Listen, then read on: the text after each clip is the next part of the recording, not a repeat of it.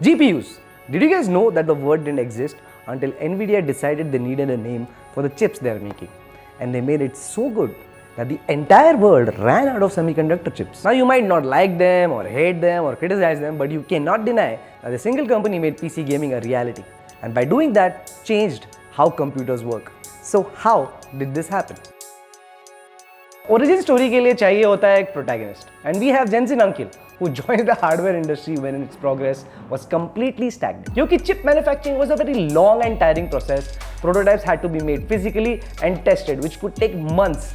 And if something goes wrong, you go back to the drawing board. Dating back to the 1980s, जब actually मैं भी पैदा नहीं हुआ था, the time when PCs were actually starting to become a thing. Companies were more focused on making CPUs more flexible and handling different workloads instead of efficiency and performance. And gaming was still stuck in the arcade centers with Tetris and Pac-Man. So Jensen bhai joined a semiconductor company that had just started manufacturing its own chips, advanced micro devices. Sounds familiar? He joined AMD as a chip designer, and one of his first projects was to make a super fast chip with a mind-blowing 1 megahertz clock speed. For context, AMD 7000 series has a clock speed of 5800 megahertz.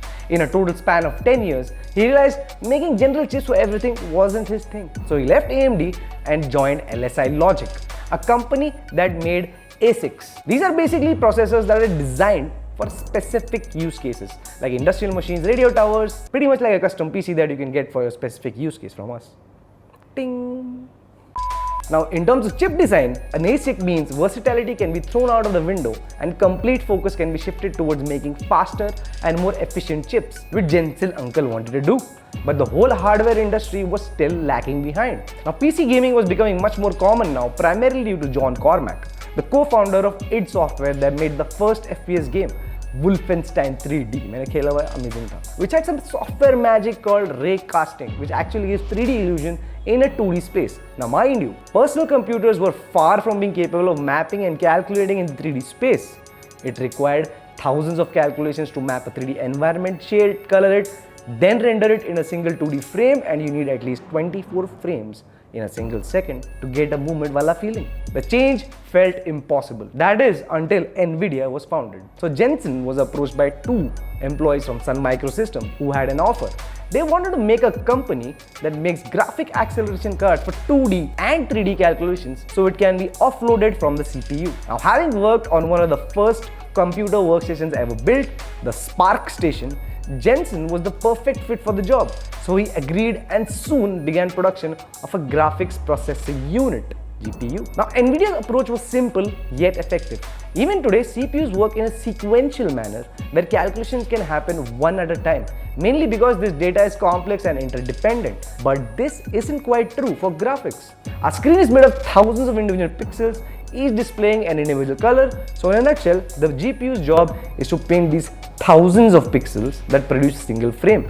And this need not happen sequentially, nor was this calculation time consuming. So instead of having one or two strong cores, they could have multiple weak cores, and that made the secret sauce for the GPUs, parallel processing. But even then, it's not that simple. Even if Nvidia did manage to create such an amazing piece of hardware, it also needed to get all game developers on board to create 3D games and software, which comes with a whole different set of problems. So with the help of their first Kickstarter, NV1, and Jensen's amazing track record, they managed to catch the attention of SEGA, the world's leading game developers at that time. The companies came together to build a platform for 3D game development. But Nvidia made kind of a mistake here. In 3D graphics, you need something that's called a geometric primitive. It's the most basic shape your CPU can render, and that makes up all the 3D shapes. And Nvidia decided to make a quadrilateral or a square as its primitive shape.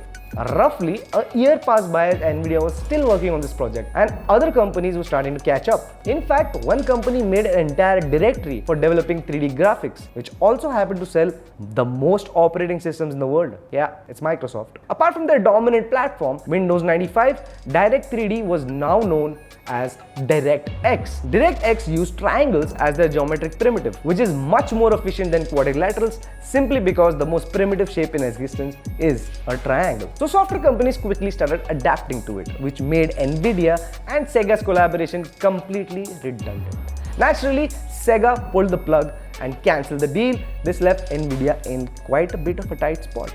Their GPUs also stopped selling simply because they were still running 2-year-old technology, as their complete focus was building on the platform. They were still suffering from the most basic problem faced by the entire industry: innovation. And right now, this was the need of the hour. They barely had 6 months before the shutdown and absolutely no good hardware. Tough decisions were made. Nvidia let go of their entire staff, saving about 35 specialists, and with one simple goal: to make a brand new chip. They simply did not have the time for prototyping and then go for mass manufacturer to get it to the shelves. Although the odds seemed impossible, Jensen Uncle is Jensen Uncle for a reason. He knew that testing their chip with conventional methods was not gonna get them anywhere. So he simply changed the way. Enter in chip simulation. Instead of a whole physical prototyping process, Nvidia bought a startup that had just started simulating chips through software. It wasn't yet complete, but it was enough to work for Nvidia. They literally used computers to make computers better, which is an amazing foreshadowing of what they're doing right now. What used to take 18 to 24 months was now happening in under 6 with much better performance. They were doubling the card's performance every 6 months, and after 3 successful iterations, Nvidia was ready to unveil the world's first GPU. Yeah, they were still calling it video acceleration cards, but this new GPU needed a name. So they held a naming competition with close to 12,000 entries. Try guessing the name. Spoiler alert, you already know it. It was Geforce. The Geforce 256, released in 1999, was the world's first GPU that was actually called a GPU, at least by Nvidia. People initially brushed it off, calling it a marketing gimmick, but yeah, people talk the same about DLSS and RTX. And that marked the beginning of a new era. The PC gaming era we all love and know. Counter-Strike, Max Payne, Warcraft, Battlefield, and many more games started showing up. But PC gaming didn't blow up just because of 3D. It blew up because Nvidia had unlocked a new way of telling stories. And I think that's the beauty of the story. What they did with AI and deep learning went on to revolutionize another industry altogether. But that's a story for another time. If you like this video, do subscribe, do share, and yeah, in case you need a PC with the latest Nvidia graphic cards, you know who to get in touch with. Thank you for watching. Cheers.